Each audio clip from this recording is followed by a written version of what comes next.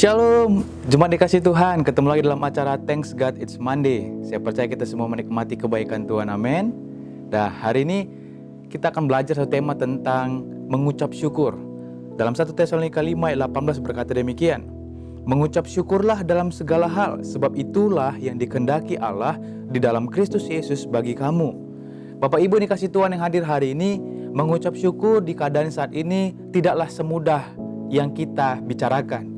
Mengucap syukur dalam keadaan baik lebih gampang saat kita menerima sesuatu hal yang baru, sesuatu hal yang tidak kita punya, kemudian kita miliki. Misalkan kita memiliki cucu yang baru, punya anak yang baru, atau kita mendapatkan mobil baru, rumah baru, kita akan lebih mudah untuk mengucap syukur. Tetapi saat kita kehilangan yang sudah kita miliki, atau kita tidak mendapatkan apa yang kita harapkan, kita akan lebih sulit untuk mengucap syukur. Nah, hari kita belajar tentang bagaimana kita harus mengucap syukur dalam segala hal. Firman Tuhan dikatakan mengucap syukurlah dalam segala hal. Kata kuncinya adalah dalam segala hal. Berarti keadaan kita tidak baik atau baik, kita harus mengucap syukur. Karena firman Tuhan berkata, mengucap syukurlah dalam segala hal. Bapak Ibu dikasih Tuhan yang hadir hari ini, kita mungkin sulit untuk mengucap syukur. Kenapa? Karena seperti yang saya bahas tadi, kita lebih mudah atau cenderung mengucap syukur saat kita mendapatkan apa yang kita harapkan, bukan mendapatkan apa yang tidak kita harapkan. Mengalami kecelakaan, mengalami penyakit, mengalami kebangkrutan, kehilangan orang yang kita kasihi, ada sesuatu hal, kehilangan kesehatan, ada sesuatu hal yang sulit kita terima, dan apalagi kita mengucap syukur. Firman Tuhan berkata dalam Roma pasal 8 ayat 28 berkata demikian, kita tahu sekarang bahwa Allah turut bekerja dalam segala sesuatu untuk mendatangkan kebaikan. Kata kuncinya adalah turut bekerja dalam segala sesuatu. Apabila hal-hal ini terjadi dalam kehidupan kita, itu akan Tuhan buat mendatangkan kebaikan buat setiap kita. Tidak ada Tuhan melakukan atau Tuhan merencanakan hal yang buruk dalam kehidupan kita. Tetapi hal yang buruk terjadi dalam kehidupan kita untuk dibuat Tuhan menjadi sesuatu hal yang baik dalam kehidupan kita.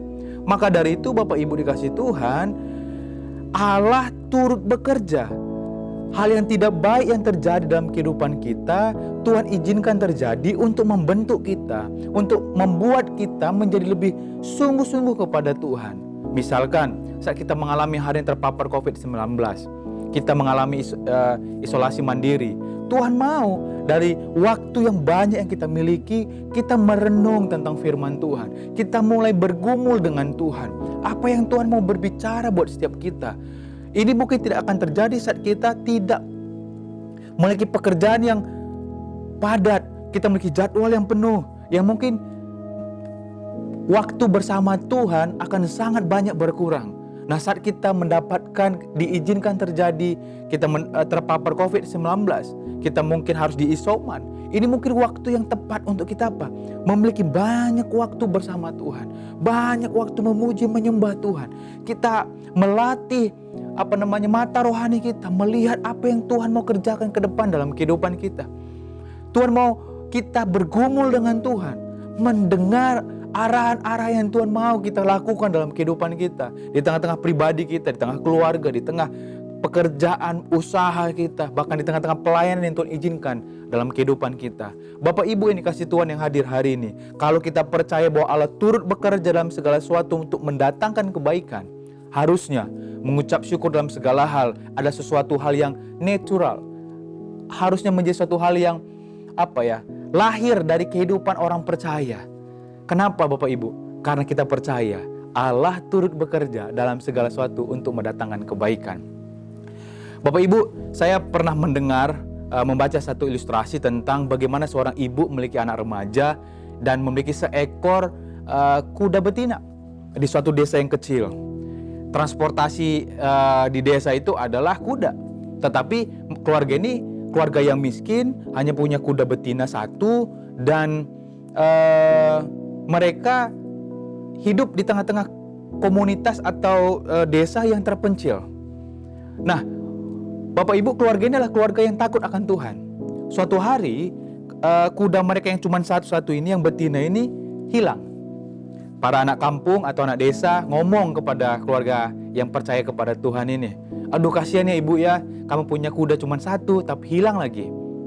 Ibu ini berkata karena dia percaya kepada Tuhan, dia percaya bahwa segala sesuatu mendatangkan kebaikan. Dia berkata kepada Tuhan, kepada anak-anak kampung, ibu-ibu yang ngerumpi di rumahnya, dia bilang, Tuhan sudah merencanakan hal yang baik. Berapa waktu kemudian, akhirnya kuda betina kembali. Bukan hanya kembali sendiri, seekor, tapi dia membawa seekor kuda jantan. Berita ini juga tersiar di desa itu. Akhirnya ibu-ibu kembali kumpul di rumahnya. Ibu-ibu lain berkata, aduh ibu benar yang kamu bilang. Bukannya suatu hal kemalangan yang terjadi, malah dia pulang membawa kuda yang jantan. Akhirnya kamu punya kuda dua. Ibu ini bukan jumawa, bukan songong, tapi ibu ini berkata, Tuhan sudah merencanakan yang terbaik. Beberapa waktu kemudian, si anak remajanya yang berkata kepada ibunya, ibu, saya latih ya kuda jantannya supaya bisa membawa beban hasil bumi, hasil ladang kita, hasil tani kita untuk dibawa ke kota untuk kita jual. Ibunya mengizinkan anaknya melatih kuda jantan ini. Saat dia latih kuda jantan ini, anak ini jatuh dan kakinya patah. Berita ini juga tersiar di kampung itu dan beberapa ibu-ibu kembali ngerumpi. Datang ketemu dengan ibu yang keluarga ini yang takut akan Tuhan. Aduh ibu, kita pikir itu suatu berkah. Ternyata itu menjadi suatu kemalangan buat keluargamu. Kalau kuda betinamu gak bawa kuda jantan, akhirnya anakmu tidak akan patah kakinya karena dia tidak perlu melatih kuda jantan itu. Ibu ini tetap berkata, Tuhan sudah merencanakan yang baik. Beberapa waktu kemudian, ada pengumuman dari raja. Bagi setiap lelaki yang dewasa, wajib ikut berperang, kecuali mereka yang cacat. Kebetulan, anak ibu ini kakinya patah, akhirnya dia tidak ikut berperang. Hanya seluruh yang tidak cacat harus ikut berperang. Beberapa waktu kemudian, sebulan, 3 bulan, setahun, akhirnya keluarga mereka, lelaki dewasa di setiap keluarga tidak pernah kembali ke desa itu. Akhirnya semua ibu-ibu kumpul lagi, akhirnya ngomong kepada ibu yang takut akan Tuhan, keluarga ini, ternyata benar. Untung anakmu kakinya patah, bisa tinggal bersama-sama dengan kamu. Tidak seperti yang kami alami. Kami kehilangan lelaki dewasa di rumah, suami, anak, keluarga. Mereka tidak pernah kembali sampai hari ini. Ibu ini juga kembali berkata, segala sesuatu Tuhan telah rencanakan. Bapak Ibu dikasih Tuhan yang hadir hari ini, saya tidak tahu apa yang kamu alami hari ini. Tapi yang saya tahu, firman Tuhan berkata, kita tahu sekarang bahwa Allah turut bekerja dalam segala sesuatu untuk mendatangkan kebaikan bagi mereka yang mengasihi Dia. Yang penting kata kuncinya mengasihi Dia, yaitu apa? Bagi mereka yang terpanggil sesuai dengan rencana Allah. Kalau kamu yakin bahwa kamu adalah orang yang mengasihi Tuhan, kalau kita adalah orang yang mengasihi Tuhan dan kita terpanggil, kita melakukan segala sesuatu dalam kehidupan kita sesuai dengan rencana Allah, percayalah, Allah turut bekerja dalam segala sesuatu untuk mendatangkan kebaikan. Bapak Ibu dikasih Tuhan yang hadir hari ini, kita mungkin berpikir, bagaimana putra kita mengucap syukur? Apa sih? Kenapa sih kita harus mengucap syukur? Pagi hari ini saya ingin memberitahu 2 hal saja yang menjadi pengingat buat setiap kita. Kenapa kita harus mengucap syukur? Yang pertama, kalau kita mengucap syukur karena apa? Kehendak Allah. Dalam 1 Tesalonika 5 ayat 18 berkata demikian, yang seperti kita baca tadi. 1 Tesalonika 5 ayat 18. Mengucap syukurlah dalam segala hal, sebab itulah yang dikehendaki Allah di dalam Kristus Yesus bagi kamu. Jadi alasan kita yang pertama kenapa kita mengucap syukur, karena mengucap syukur adalah kehendak Allah. Kalau kita percaya kita adalah hamba Allah, kalau kita percaya kita adalah anak-anak Allah, harusnya apa yang Bapa kehendaki itu yang kita lakukan. Yang Bapa kehendaki kita harus mengucap syukur bukan hanya saat keadaan baik, tetapi dalam keadaan tidak baik pun Allah rindu kita mengucap syukur. Ingat kata kunci yang terakhir, di dalam Kristus Yesus bagi kamu. Kalau kita sudah percaya Yesus, kita mempercayai sebagai Tuhan dan Juru Selamat kita yang telah menyelamatkan kita, Dia adalah Juru Selamat kita. Dia bukan hanya menyelamatkan kita nanti saat akhir zaman atau saat kita kembali kepada Bapa atau saat kita meninggal. Tetapi saat kita hidup di tengah-tengah dunia ini, Tuhan mau kita hidup di dalam Dia. Jadi kita bisa mengucap syukur dalam keadaan tidak baik. Karena apa? Kita hidup di dalam Kristus. Kekuatan Kristus yang memampukan kita untuk mengucap syukur. Bukan dengan kekuatan manusia. Kalau kekuatan manusia nggak mungkin, Bapak Ibu. Siapa yang bisa mengucap syukur saat kehilangan orang yang dia kasihi? Siapa yang bisa mengucap syukur saat dia kehilangan pekerjaannya, kehilangan usahanya yang sudah dibangun, dirintis mungkin belasan tahun, puluhan tahun? Bagaimana mungkin? Tidak ada alasan untuk mengucap syukur. Tapi karena kita di dalam Kristus, Yesus yang menjadi alasan kita untuk kita mengucap syukur, kita akan dimampukan. Bukan dengan kekuatan dan gagahku, tapi oleh karena anugerah Tuhan. Kalau karena anugerahnya, kita pasti dimampukan untuk mengucap syukur. Karena itulah yang membedakan kita, orang yang percaya Yesus dengan orang yang tidak percaya Yesus. Ada pengharapan, ada iman. Maka dari itu orang yang bisa mengucap syukur dalam keadaan tidak baik, menentukan. Itu menjadi exercise, challenge buat kita mengetahui seberapa dalam iman kepercayaan kita kepada Tuhan. Maka dari itu Bapak Ibu dikasih Tuhan yang hadir hari ini, kalau kamu ingin mengetahui seberapa dalam pengharapanmu dalam Tuhan, kita bisa lihat dari bagaimana sikap kita mampu untuk mengucap syukur di tengah-tengah segala ekspektasi kita tidak terjadi. Apa yang tidak kita inginkan terjadi dalam kehidupan kita. Atau kita sedang mengalami sakit penyakit, kita kehilangan orang yang kita kasihi, kita kehilangan pekerjaan kita. Saat kita mampu mengucap syukur, saat kita berserah kepada Tuhan dan kita dimampukan, itu akan melatih kedalaman iman kita bersama Tuhan. Hal yang kedua, yang terakhir, apa alasan kita kenapa kita harus mengucap syukur? Yang pertama tadi kehendak Allah, yang kedua karena mujizat Allah. Dalam Matius 15 ayat 36 berkata, Matius 15 ayat 36, demikian firman Tuhan. Sesudah itu ia mengambil ketujuh roti dan ikan-ikan itu, mengucap syukur, memecah-mecahkannya dan memberikannya kepada murid-muridnya. Lalu murid-muridnya memberikannya pula kepada orang banyak.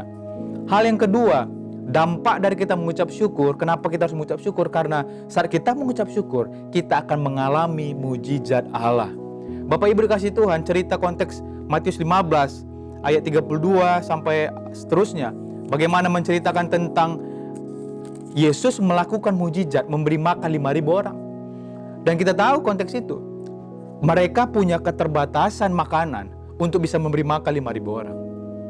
Dan Tuhan mengangkatnya, menyerahkan segala keterbatasan itu kepada Allah Bapa. Dan dia mengucap syukur. Baru dia lakukan bagiannya. Lakukan bagian manusia, yaitu membagi-bagikannya. Murid-muridnya membagi-bagikannya. Akhirnya bukan hanya cukup, tapi berkelebihan. Dari kebenaran ini saya bisa tarik dalam kehidupan kita. Dengan segala keterbatasan kita, dengan segala kekurangan kita, mari angkat, serahkan kepada Tuhan. Tuhan, saya hari ini sakit, saya terpapar. Saya hari ini Tuhan lemah. Saya hari ini mulai patah hati. Karena saya kehilangan orang yang saya kasihi. Karena saya kehilangan pekerjaan saya kehilangan usaha saya. Dan Tuhan tahu, kalau saya tidak punya pekerjaan, tidak punya usaha, saya tidak mampu menghidupi keluarga ini atau orang-orang yang ada di sekitar saya. Tuhan, tapi saya mau serahkan kepada Tuhan. Dan saya mengucap syukur dengan masih adanya keterbatasan ini. Kalau kita sakit, Tuhan terima kasih. Masih Tuhan berikan nafas untuk saya bisa berdoa, mengucap syukur kepada Tuhan. Kalau saya masih bisa, kalaupun kita kehilangan pekerjaan, tapi Tuhan aku masih punya kekuatan, masih punya pikiran yang Tuhan bisa tolong saya untuk apa yang harus saya kerjakan, tuntun saya Tuhan. Dari segala keterbatasan itu yang secara manusia nggak mungkin kita bisa survive. Tapi kalau kita serahkan kepada Tuhan dan kita mulai mengucap syukur, terima kasih Tuhan, walaupun saya kehilangan orang yang saya kasihi, tapi Tuhan tidak pernah meninggalkan kehidupan saya. Terima kasih Tuhan, walaupun saya kehilangan pekerjaan saya, tapi Tuhan masih berikan saya kesehatan untuk saya bisa bekerja keras. Dan karena kasih karunia Tuhan, saya dimampukan untuk buka usaha atau mendapat pekerjaan yang baru. Terima kasih Tuhan, walaupun saya hari ini sakit, tapi keluarga saya masih ada bersama-sama dengan saya. Saat kita melakukan segala sesuatu dengan segala keterbatasan kita serahkan kepada Tuhan dan mengucap syukur, kita akan mengalami mujizat Tuhan. Bapak Ibu, perkara mengucap syukur di tengah-tengah keadaan tidak baik sangatlah tidak mudah. Tapi kita semua yang mendengar hari ini, mari sama-sama pastikan diri kita mengasihi Tuhan dan kehidupan kita berjalan sesuai dengan panggilan Tuhan.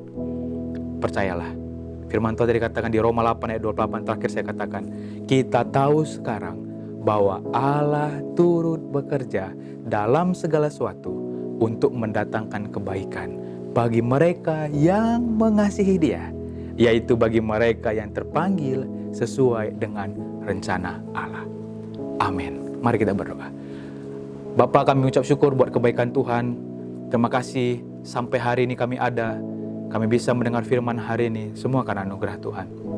Kami tahu dengan segala keterbatasan kami, mungkin kami hari ini masih terpapar, kami masih sakit, kami keadaan patah hati yang terluka karena kehilangan orang yang kami kasihi. Mungkin kami hari-hari mengalami pemutus hubungan kerja, kami mungkin hari ini kehilangan usaha yang sudah kami rintis bertahun-tahun. Tapi kami bisa dengar firman Tuhan hari ini adalah suatu hal yang baik. Tuhan, terima kasih buat kebenaran firman-Mu, menguatkan kami, meneguhkan kami, untuk kami terus menaruh harapan dan iman kami dalam Tuhan. Mampukan kami Tuhan untuk mengucap syukur dalam segala hal, karena itu kehendak Allah. Mampukan kami bisa mengucap syukur agar kami mengalami mujizat Allah. Tolong kami Bapa untuk melewati hari-hari ini supaya kami survive.